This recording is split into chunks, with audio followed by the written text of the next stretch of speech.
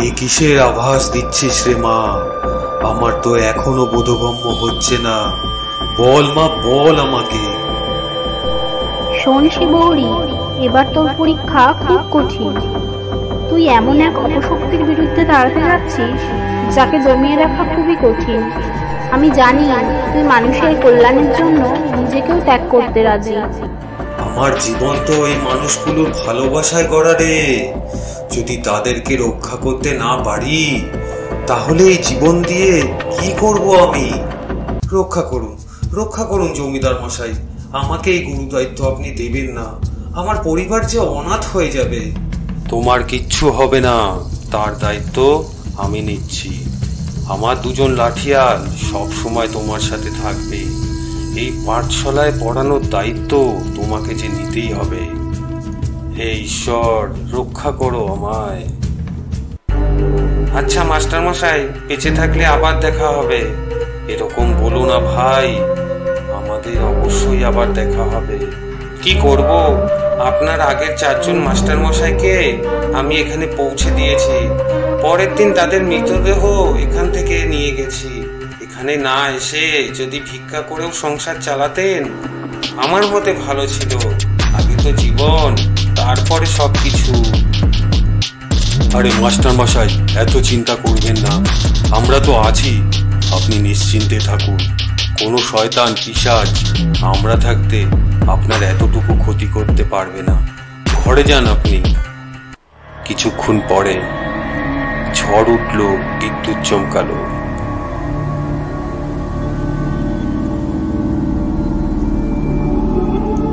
আমি যে কি করি আর কতজনের যে বলিদান আমি দেব। আমার বংশের ভুলে নিরপরাধ মাস্টার মশাইগুলো মরছে। কর্তা, শুনেছি শিবহরি তান্ত্রিক তার বাড়ি ফিরে এসেছে। কিছুদিনের জন্যে একবার ওনার সাথে দেখা করুন। কর্তা, শুনেছি উনি কোনো অন্যায় কারুর সাথে কোনোভাবে হতে দেয় না। একবার যেভাবেই হোক দেখা করুন, পাপ মুক্ত করুন আমাদের এই গ্রামকে। আমি এখনই প্রস্থান করছি ওনার সাক্ষাতের জন্যে। বাবা, রক্ষা করুন আমাদের, রক্ষা করুন বাবা।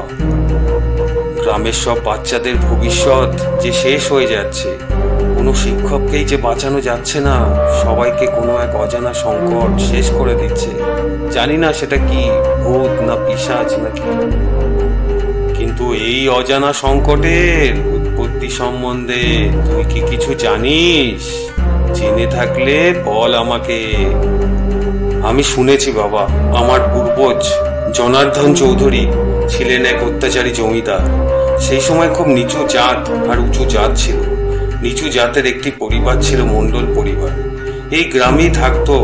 তাদের বিদ্যা গ্রহণ করার কোনো অধিকার ছিল না। একদিন, শোন বাবা আমার, তুই যে লুকিয়ে লুকিয়ে বিদ্যালয়ের পড়াশোনা দেখিস, এটা কিন্তু জমিদার মশাই জানতে পারলে আমাদের এই গাঁও ছাড়া করে দেবে। কি দরকার বাবা তোর এসব করার? তোর বাবা মারা যাবার পর তুই আমার একমাত্র সম্বল। তোর কিছু হয়ে গেলে আমি যে কি করব। একদিন এক ইংরেজ সাহেব গ্রামে আসলো।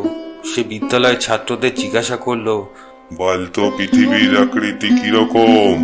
কেউ বলতে পারলো না বিদ্যালয়ের।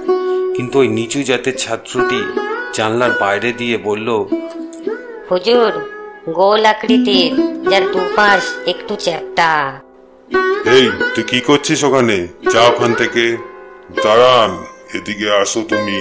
বলো তো, পৃথিবীতে কিসের ভাগ বেশি? আগে 3 ভাগ জল, 1 ভাগ মাটি। Wow, wonderful. তোমাকে আমি বিলেত নিয়ে যাব, আরো শিক্ষিত করব। তুমি হলে খুব মেধাবী, সব খরচ আমার। জমিদার আর সেই পাঠশালার শিক্ষক খুবই ক্ষুণ্ণ হলো। আর সাহেব গ্রাম থেকে চলে যাওয়ার পর ওই বাচ্চাটিকে কাছে বেঁধে আগুনে পুড়িয়ে মারে ওই বিদ্যালয়ের শিক্ষক। আর পরে ইংরেজ সাহেবকে বলা হয় তারা এই গ্রাম ছেড়ে চলে গেছে। বাচ্চাটির মা পুত্র শোকে পাগল হয়ে মারা যায় কিছুদিনের মধ্যে। এই হলো পুরো বৃত্তান্ত। এবার আপনি কিছু করুন বাবা। এর বিরুদ্ধে তোদের অনেক আগেই ব্যবস্থা নেওয়া উচিত ছিল। যাই হোক, চল দেখি কি করা যায়। এত যুগ ধরে যে অন্যায় চলতে পারে না। যজ্ঞের সব জিনিস জোগাড় কর। আজ অমাবস্যা, আমাকে আজই যজ্ঞে বসতে হবে যে। ওং ইরিং বিরিং কিরিং মা কালিকায় নমঃ, ওং টিরিং বিরিং কিরিং মা চণ্ডী দেবায় নমঃ। যজ্ঞের আগুন যে বারবার নিভে যাচ্ছে, যদি আমি মাকে যজ্ঞের দ্বারা ডাকতেই না পারি, তাহলে কি করে সাপ মোচন করব? শোন শিবহরি, এ যে এক করুণ মায়ের কষ্ট। মায়ের জমানো ব্যথার প্রতিচ্ছবি হলো এই সাপ। তুই তোর পুরো নিষ্ঠা আর ভক্তি দিয়ে তাকে ডাক। মারে, তোর সন্তানের সেই কষ্ট এখন যে সারা গ্রামবাসী ভোগ করছে। কতগুলো নিরপরাধ শিক্ষকদের মেরেছিস, ভাব তাদের সন্তানগুলো যে অনাথ হয়ে গেল, কি কষ্টই না পাচ্ছে তারা। আয় মা আয়, একটিবার সামনে আয়। আমাকে এখান থেকে সরাতে এসেছিস তুই, আর এই অত্যাচারী গ্রামবাসীদের বাঁচাতে চাইছিস? তুই জানিস না আমি এই পাঠশালায় শুধু শিক্ষকই না, প্রত্যেকটি জমিদারকে মারণ অসুখ ফেলে মেরেছি। এবার ওকেও মারব। এই নে, সামলা। মা, আমি বুঝি রে তোর কষ্ট। কিছু বুঝিস না, চুপ কর। তোকে এবার আমি মেরেই ফেলবো, তুই পারবি না আমার সাথে। মা দেখ, তোর ছেলেকে, সেও তো চায় না এই নিরপরাধ মানুষগুলোর মৃত্যু।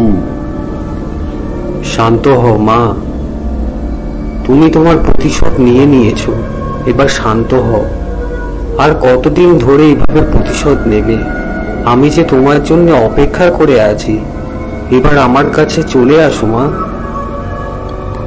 ছেলেকে দেখে মা রাত ত্যাগ করলো, আর এই পৃথিবী থেকে মুক্তি নিয়ে চলে গেল স্বপ্নের দেশে।